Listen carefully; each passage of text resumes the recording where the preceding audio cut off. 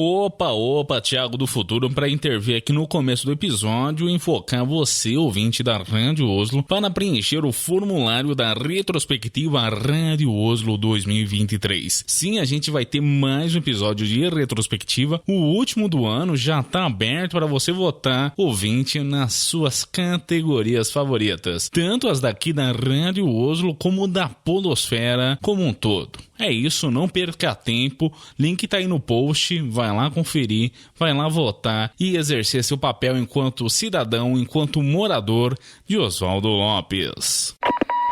Buril Audiodramas. Histórias para fone de ouvido. Perfect.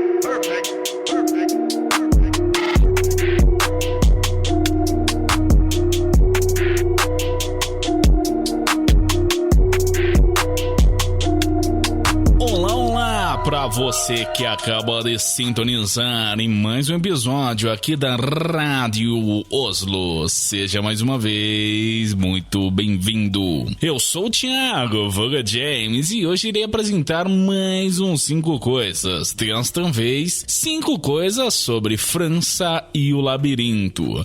Sim, meus amigos, aproveitando o embalo do Spotify Wrapped, a gente vai comentar sobre essa incrível audiosérie original do Spotify, criada e produzida pela Nonsense Creations, a produtora do Jovem Nerd. Tanto é que o Alexandre Ottoni e o Dave Pazos estão creditados como showrunners. E para quem não viu, França e o Labirinto ficou entre os podcasts mais ouvidos de 2023. Eu mesmo fiquei bastante impactado com a qualidade dessa série, assim que nada mais justo do que fazer uns 5 coisas para desabafar as coisas que eu estou sentindo até hoje, depois de ter ouvido esse produto audiofônico. Mas é claro que a gente não vai ficar só num desabafo, não. Esse episódio tem 2 propostas. A primeira delas é de tanto trazer uma nova visão, ou só ir reiterar tudo que você, ouvinte, que também já ouviu França e o Labirinto, o que você achou dessa série, ou então vai passar a achar, ou não, depois de ouvir esse cast. E o segundo propósito,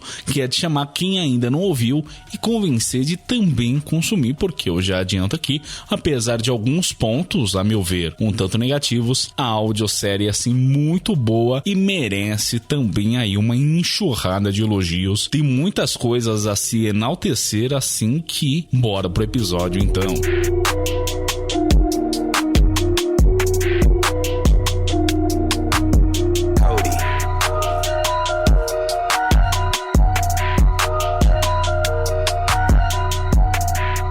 O especial de 100 episódios percebeu que eu tinha dado uma afastada dos produtos do Jovem Nerd e realmente eu tinha visto que eles estavam para lançar essa podsérie, eu acho que na última CCXP, quando eles anunciaram, ou em algum outro evento aí no ano passado, lá para 2022. Bom, eu tinha achado a ideia legal, mas eu esqueci completamente, confesso para vocês que eu esqueci completamente que tava no radar, que eles tinham anunciado isso, até que por fim eles lançaram e eu fui assim bombardeado com publicidade de todos os lados. O Selton Mello tava em todos os cantos, cantando pros 4 ventos que tinha saído da série, que já tava disponível, e aí bateu aquela curiosidade, então eu decidi dar uma conferida. E aqui que a gente entra no primeiro ponto a ser comentado, no caso, o conceito do produto França e o Labirinto. Para quem está completamente por fora, se trata de um audiodrama no formato de série, isso é, com divisão em episódios, que acompanha as andanças, por assim dizer, de Nelson França, um detetive particular que tem uma particularidade, no caso, ele é cego. Com o uso da tecnologia binaural, a história vai sendo pintada pra gente através dos sons, justamente com o recurso dessa tecnologia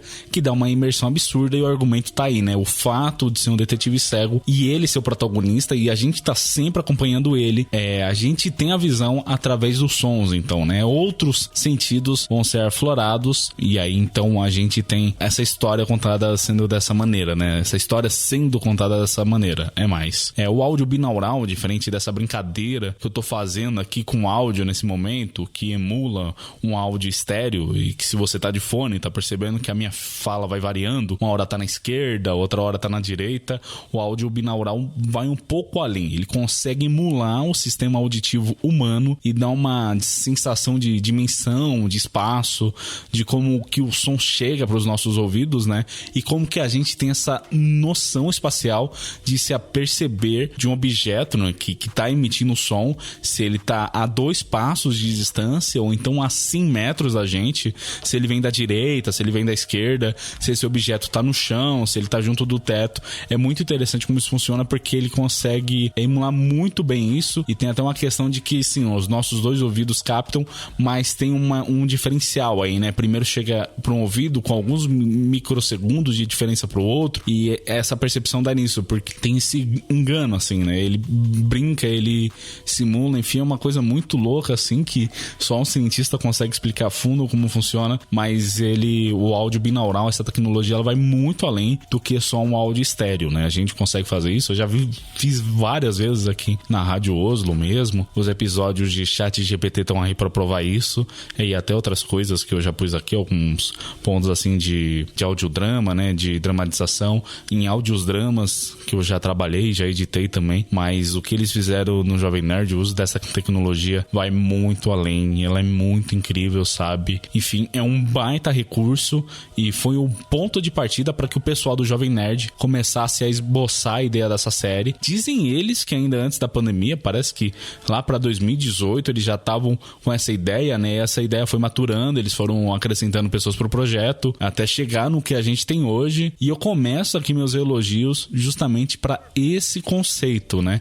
Esse novo, velho jeito de se contar uma história. E eu digo isso porque embora seja o velho chavão de thriller policial, como a gente já viu 1000 vezes, seja em filmes, seja em séries, em livros, até outros podcasts, vídeo Fita Quebrada do pessoal do Projeto Drama, é a primeira vez que eu vi um produto sendo apresentado dessa forma, com o uso dessa tecnologia tão presente, né? Sendo que os sons, eles servem de narrativa, eles servem de narrador, né? Pra gente, eles vão complementando a narrativa, né? Através dos sons que a gente tem a descrição de cenários, de quem tá interagindo com o nosso protagonista, de como tá se desenrolando a história. Eu chamei de narrador, mas eu sinto que é também protagonista, sabe?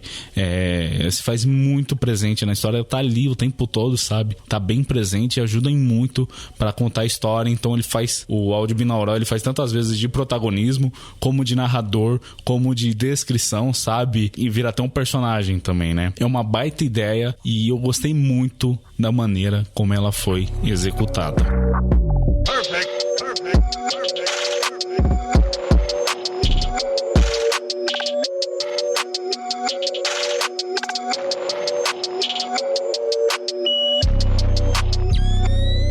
O segundo ponto que eu queria comentar é com relação ao elenco de vozes. O principal nome que eles usaram muito forte durante toda a campanha de marketing que eu já citei aqui é justamente o Celton Mello, que interpreta o nosso protagonista, o protagonista personagem, né? Enfim, vocês entenderam, né? Que eu tinha falado que o áudio binaural também era um personagem, enfim. O Nelson França, interpretado pelo Celton Mello. Celton Mello. Eu acho que eu vou fazer esse erro várias vezes, mas enfim, tá aí, né? Fica até engraçado, é um trocadilho muito do bom. O Celton Mello é um baita ator e que tem uma sólida carreira na TV e no cinema, de Mulher Invisível, Meu Nome Não é Johnny, Auto da Compadecida, uma porrada de novelas e até séries mais recentes como Sessão de Terapia. E algumas pessoas esquecem, mas ele também tem uma carreira sólida como dublador. Quem não lembra aí do Cusco, de A Nova Onda do Imperador, ou do Kenai, do Irmão Urso. Enfim, é um ator talentosíssimo, que esbanja carisma e que eu achei uma escolha mais do que certeira do pessoal do Jovem Nerd. Inclusive, comentam eles que o nome do Celton Mello, vocês podem reparar que eu tô fazendo um esforço pra falar certo o nome do homem, né? Eu nunca pensei que eu ia cometer essa gafe, mas enfim, o pessoal do Jovem Nerd comenta que o nome do Celton Mello sempre esteve atrelado ao projeto desde o início. E assim, claro, teve um pessoal que reclamou que só conseguia ouvir o Cusco, e eu não vou entrar no mérito aqui, mas eu acho que é no mínimo uma falta de respeito para com o Celton Mello, porque ele é um ator com tantos recursos, com diversos papéis, os que eu citei aqui, mas enfim, outros vários, né? E assim, todos esses papéis em diversos contextos, em formas para no fim as pessoas atrelarem a um único papel, que é muito incrível e tal. Cusco é inacreditável, mas gente, calma lá, né? O Nelson França tem todo um peso, toda uma carga dramática que nada tem a ver com a nova onda do Imperador. Mas bom, junto com Selton Mello, compondo o elenco de vozes, a gente tem vários medalhões. Pra vocês terem noção, a gente tem a Mayra Góes, o Luiz Carlos Percy, o Jorge Lucas como personagens recorrentes. Pra quem não associou os nomes às vozes, a Mayra já fez a Dory do Procurando Nemo, a Elizabeth da saga Piratas do Caribe, vários filmes com a Mila Kunis e até mesmo a Luciene do Sandman, entre vários outros filmes e séries e jogos de videogame e muito mais. O Luiz Carlos Percy, ele já dublou o Gandalf nos filmes do Hobbit, é o Voldemort, o Samuel Campbell, que é avô dos irmãos Winchester na série Sobrenatural, o Joel Miller do The Last of Us, enfim, várias outras produções, e o Jorge Lucas, que é dublador do Ben Affleck em uma cacetada de filmes, também do Vin Diesel, é um dos dubladores do Ben Stiller e também do Máquina de Combate, né, o Coronel James Rhodes, acho que esse é o nome do personagem, eu só lembro dele como Máquina de Combate, nos filmes da Marvel. Ele também dublou o Jamie Foxx no filme Django Livre e mais alguns outros filmes, além de também o Joel, nesse caso o Joel protagonista do Soul, aquela animação da Pixar. Tudo isso numa pesquisa rápida, tá, gente? Porque se você for ver a ficha deles, de todos esses dubladores na Dublapédia, é enorme, é gigante, tem uma porrada, uma cacetada de trabalhos, enfim, são todos aí atores com carreiras extensíssimas, né? Bastante tempo aí, a maioria deles eu vi começou em 98, bicho. 98 foi na época que o Guaraná tinha rolha, tá ligado? E essa expressão denota que eu também sou de antes de 98, né? Mas bom, além disso, tenho vários outros nomes que também fizeram participações especiais. Tem muito vozerio, todos eles captado individualmente, se não me engano. O elenco completo conta com 100 vozes, o que é uma verdadeira maluquice, se você parar pra pensar, mas esse nível de detalhes é bem típico do pessoal do Jovem Nerd. Às vezes eles até pecam pelo preciosismo, mas enfim, seja como for, todo o elenco principal é talentosíssimo e acrescentou e muito pro produto França e o Labirinto. O Selton, como eu falei, esbanja carisma. Eu já me apaixonei pelo França logo de cara, claro, muito disso por já gostar do Selton e ser fã do cara, mas também muito pelo talento, por ele conseguir entregar um personagem com tantas nuances essas que o Selton acrescentou, né? Claro, teve orientações por parte da direção, mas muito do Nelson França, quem criou, quem interpretou, quem imprimiu foi Selton Figueiredo Mello. E outra coisa que eu gostei muito foi que todos os atores tiveram total liberdade de sujar as falas, isso é, tanto meter quantos palavrões quisesse, assim, né, achasse necessário, mas também sem se preocupar com a dicção, com a pronúncia, com a métrica. Isso deu muito mais realismo, mais verossimilhança pro texto e enriqueceu demais a interpretação dos atores. É muito legal ver esses atores que eles estão sempre tão acostumados, né, com a dublagem, eles terem que se conter, a fala deles ter que encaixar, sabe, pra gente chegar aqui num papel que eles estão completamente loucos, assim, malucos, né, no bom sentido, é claro. O Jorge Lucas, cara, é um negócio maluco, porque ele, às vezes ele se exalta, ele vai falando e ele vai aumentando a voz, ele não sabe, sabe, ele começa a dar umas travadas assim e ele volta, que é muito típico de quando a gente tá falando, né, a gente vai falando conforme vai pensando, isso fica muito evidente assim na fala deles e só deixa mais real o texto. Pô, é incrível isso, gostei demais.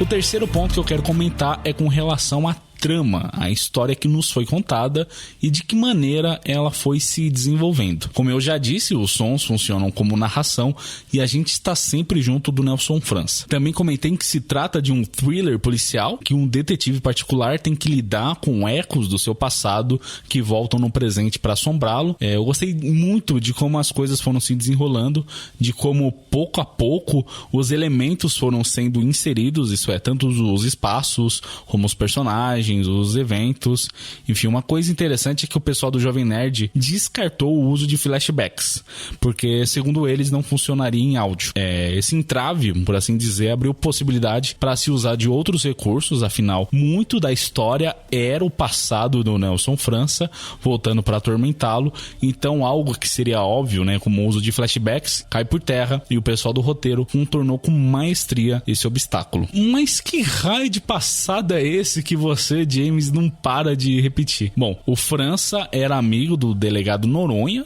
e contribuiu para a prisão de um serial killer, trabalhando como detetive particular e prestando consultoria. Esse serial killer tinha ficado famoso como o assassino do labirinto, e a prisão dele foi meio que o ponto alto na carreira do França. Depois disso, meio que foi só ladeira abaixo na vida do nosso querido detetive, que sofreu um AVC, acabou perdendo a visão, mas seguiu exercendo a profissão e assumindo casos menores. No meio disso, também rolou um divórcio, que é bem recente, porque na história o França está no processo de assinar os documentos, e é no começo da história que a gente descobre que o serial killer fugiu da cadeia e voltou a matar. Não resta opção para o nosso detetive, se não voltar com as investigações, ainda que ninguém mais acredite nele. Como eu comentei, a construção da narrativa se dá de maneira bastante orgânica, os cliffhangers são bem pontuais e a gente acaba tendo que maratonar, não porque os episódios acabam do nada e você se sente obrigado a ouvir o próximo episódio só para saber o desfecho.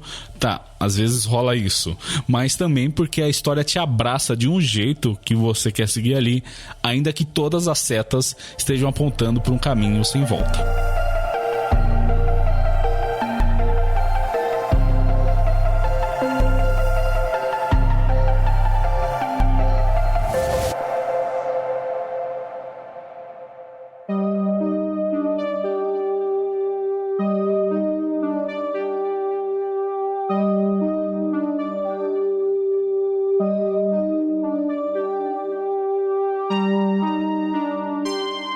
E já que eu percebi que conforme eu ia escrevendo, quanto mais eu tentava separar as coisas, cada uma em sua caixinha, mais as coisas se misturavam, o que faz completo sentido, já que tá tudo intricado mesmo, né? Então, como quarto ponto a ser comentado aqui sobre França e o labirinto, a gente vai falar agora então dos pontos positivos dessa incrível podsérie. Começando pelo principal, ao meu ver, pelo menos, que é a qualidade do material. Bicho, a edição, orçamento, o nível da produção é surreal. Não deve em nada para essas séries pique da Netflix, sabe? Falando no quesito de produção mesmo. O pessoal do Jovem Nerd é tarado por qualidade e às vezes eles até mesmo acabam pecando um pouco nisso, né? Eu já falei, tô repetindo, mas enfim, não vem ao caso agora. Queria dizer que tem vários conteúdos extras que eles lançaram que mostram um pouco dos bastidores da produção dessa série e você consegue perceber o quanto eles se empenharam e o produto que eles entregaram é de um primor, de uma técnica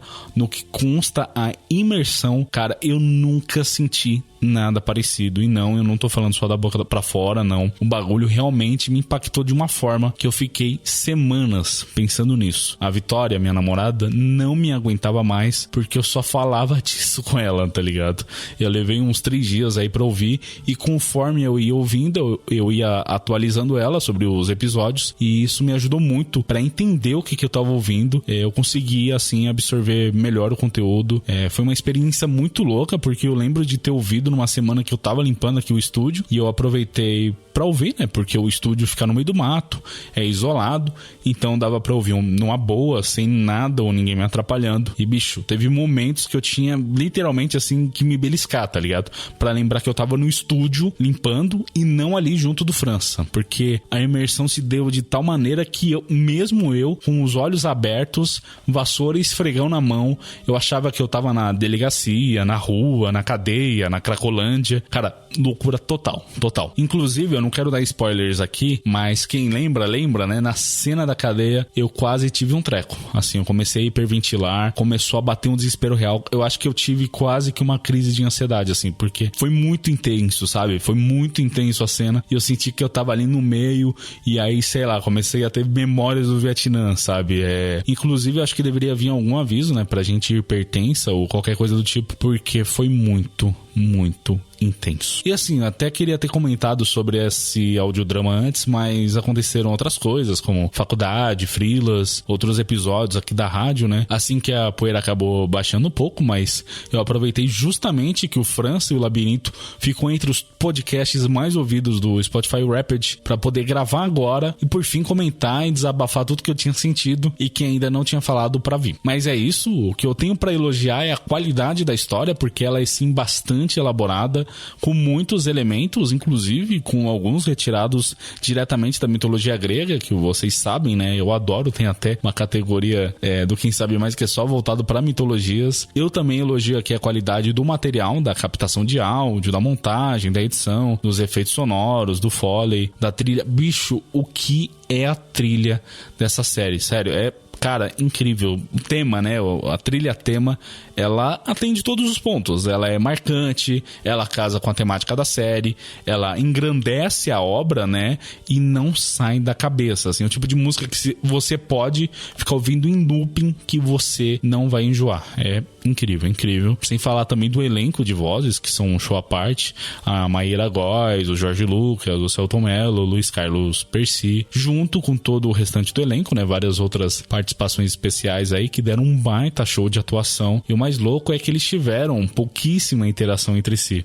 O Celton mesmo, ele foi o primeiro a gravar as falas dele, e ele fez tudo isso em um estúdio em Nova York, porque é o que a agenda dele permitia, e os demais atores se basearam nos áudios que o Celton gravou, né? Só que cada um fez de maneira individual, não teve interação entre eles, né? Imagino que, pelo que eu entendi, teve só, tipo, uma cena em que a Maíra e o Jorge fizeram juntos, mas, tipo, foi isso, sabe? O que deve ter sido um desafio à parte também, né? Porque eles não têm nenhuma imagem, né? É só o roteiro que tá ali na frente deles e as falas do Celton. Eu nunca atuei, né? Quer dizer, já fiz já deu umas palhinhas pro Projeto Drama, mas nada perto disso. Mas, assim, eu imagino que deve ter sido uma experiência, né? Deve ter sido um desafio, mas que eles cumpriram muito bem, entregaram um baita trabalho de qualidade aí.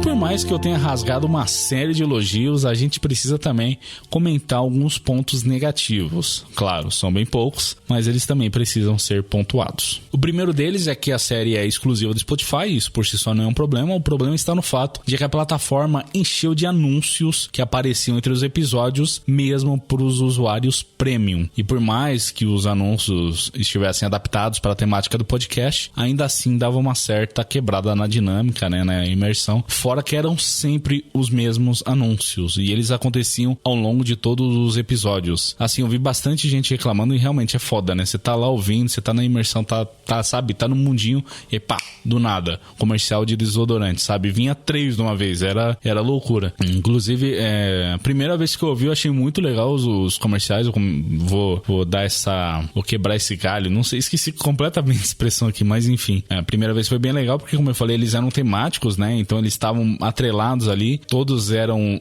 feitos com o Briggs, o Guilherme Briggs, que inclusive ficou responsável pela locução da série. Ele também fazia a locução dos comerciais. Então bateu ali, eu falei, pô, bacana, é legal. Só que aí você ouve outro episódio, aí vem mais 3 comerciais. Você ouve, e assim, sabe, é comercial a rodo, muito comercial e sempre os mesmos. E no meio dos episódios, assim, quebrou bastante. Foi meio broxante essa parte. Além disso, eu elogiei o avançar da história e tal, mas tem alguns momentos que eu achei que se estenderam um pouquinho demais, que não acrescentaram muito pra história. Eu vi de algumas cenas de discussão entre alguns personagens, que eu não vou entrar aqui no mérito pra não estragar a experiência de quem ainda não ouviu, mas bom, eles começam a discutir e são várias discussões que se estendem e, cara, podiam facilmente ter sido cortadas, sabe? A gente já entendeu que aqueles personagens estão em conflito, não precisava ficar repetindo isso o tempo todo. Além disso, tem uma cena em específico na Cracolândia que eu achei completamente desnecessária.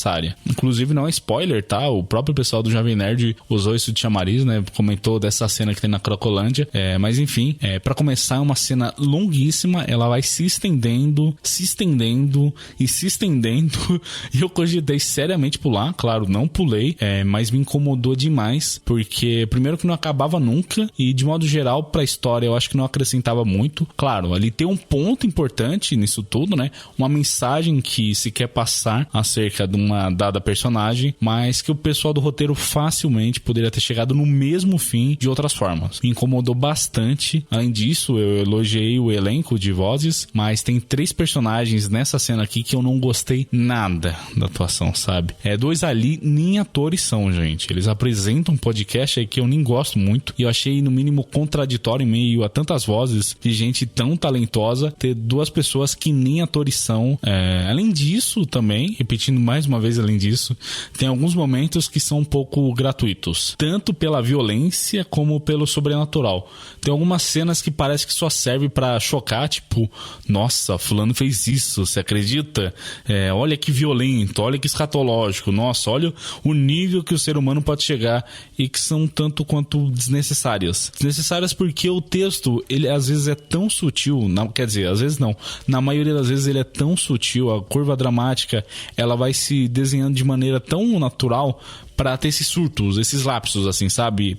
Pá, do nada. Parece que é pra isso, é pra chocar, sabe? Eu não gostei. E também o vilão, que é onipresente, onisciente e onipotente. Ele tá em todos os lugares, sabe de tudo, e as coisas acontecem exatamente da maneira como ele quer, ainda que existam diversas variáveis que poderiam atrapalhar ou dificultar os planos, ainda assim acontecem exatamente como ele planejou. Bicho, parece o professor do La Casa de Papel, e tudo acontece sem exatamente uma explicação lógica, e talvez até tenha sido essa a mensagem que eles quiseram passar, que o cara é sobrenatural mesmo, mas que ele tem essa presença, sabe, que ele faz e acontece e pipipi, popopó, mas eu acho que distou um pouco com o resto da trama, que é tão verossímil, tão pé no chão. Tem vários pontos na narrativa que se costuram, vários nós que se amarram, mas tem algumas pontas soltas aí também. Inclusive, já que a gente tá falando do vilão, eu vi muitas pessoas reclamando que descobriram que era um vilão muito cedo e que isso tinha estragado a experiência. Eu não entro nesse mérito, porque eu já tinha percebido isso, e o pessoal do Jovem Nerd também comentou que não é o ponto, você não tá lá pra descobrir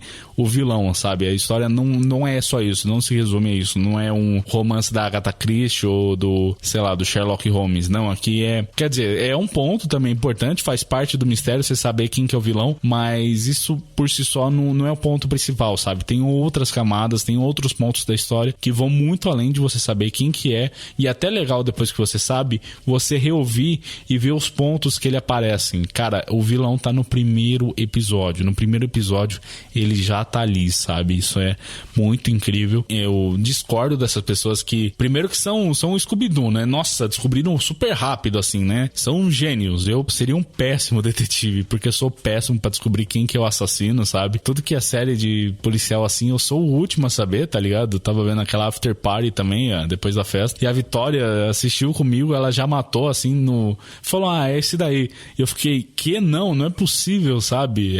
E realmente era. E também com outras séries policiais, assim, eu sempre sou muito lerdo para essas coisas, para descobrir esses detalhes. Mas tem um pessoal que é super detetive, super descobre rápido, mas aqui em França e o Labirinto não era esse o ponto, era se não ver toda a história e tal. E claro, tem esse tempero, né, também do mistério do assassino e tal, mas não é só isso. Enfim, a gente vai chegando aqui ao fim, esse era tudo que eu queria comentar. Eu quero saber agora de ti, ouvinte, se você ficou animado de ouvir, e se você já ouviu, se você concordou com o que eu disse. Uma série muito boa, inclusive, deu uma baita vontade de reouvir agora, né? Enfim, pegar mais alguns detalhezinhos. Tem a promessa de uma parte 2, porque foi um baita sucesso, né? Como eu comentei, ela tava no topo das paradas aí do Spotify, tava na lista de uma galera, o que é muito louco, né? Porque a série em si, ela não tem tanta minutagem, pelo que eu entendi. O Spotify conta minutos ouvidos, sabe? Então por isso que a lista de algumas pessoas, né, vão se destacar episódios mais longos, né, ou episódios mais longos, podcasts que tem episódios mais longos ou uma periodicidade maior, né? Vide a minha lista em que desce a letra show, tá em primeiro, porque eles lançam episódios diários, né? Então todo dia, querendo ou não, eu tô ouvindo, e isso que eu nem ouvi todos, né? Diferente, sei lá, do Podcastinadores, que é quinzenal, sabe? E não querendo desmerecer o trabalho dessa letra show, mas eu sou muito mais fã do Podcastinadores, porque na minha lista lista, eles nem apareceram, porque os episódios são quinzenais, e esse ano pra cinema eu tava péssimo, né? Eu vi poucos e teve muitos episódios que eu vou ter que assistir, que eu vou ter que ouvir depois, porque eu não vi os filmes. Mas enfim, só pra vocês verem como as pessoas maratonaram mesmo e reouviram, né? Porque pra estar na lista são... Cara, agora esqueci quantos episódios que são. Vou até verificar aqui ao vivo.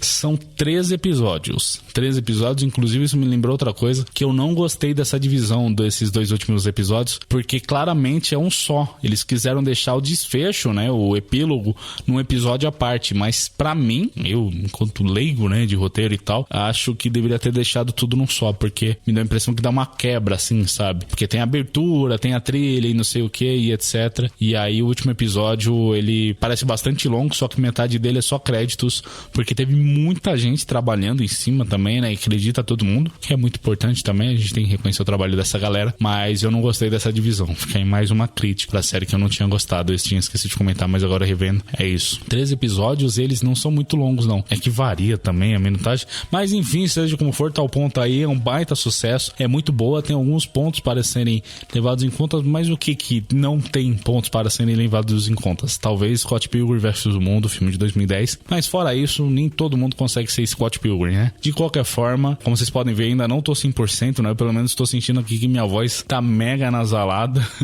e de bruta aqui meia hora, mas esse final de ano, a promessa aí são de vários episódios, né? Tô pensando seriamente, programada que tá 2 episódios por semana. Inclusive, sexta-feira agora tem um muito legal, com mais uma grande conquista pessoal minha. Nossa, eu fiquei muito feliz que deu certo. Estamos editando, ficou chicante. Talvez o episódio mais gigante, mais grande da Rádio Oslo. Mais grande tá errado, mas enfim. O maior episódio da Rádio Oslo, não sei, ainda tô editando. Mas eu espero que vocês gostem, porque eu amei demais fazer esse episódio. E ainda tem mais, ainda tem episódio de retrospectiva. Inclusive, não deixem de preencher o formulário da retrospectiva. Lembrando, né, como eu comentei no último episódio, que esse ano... Inclusive, eu tinha falado que o episódio de retrospectiva ia ficar pro ano que vem, mas na verdade vai ficar pra esse ano. Mudei de última hora, isso acontece, mas sim, vai ter a divisão. Agora no final do ano, o último episódio do ano vai ser de retrospectiva, voltado para podcasts, categorias aqui da casa e da podosfera, e lá em fevereiro, março, aí sim a gente faz um DCA, um episódio especial com categorias também, comentando o melhor e o pior do audiovisual em 2023. Já falei demais, muitos recados, já perdi o fôlego, então vamos encerrando antes que eu infarte de vez, né? É isso. Eu fui Thiago, vulgo James, o seu host de quase todas as horas, e você, o nosso ouvinte. Tchau, tchau.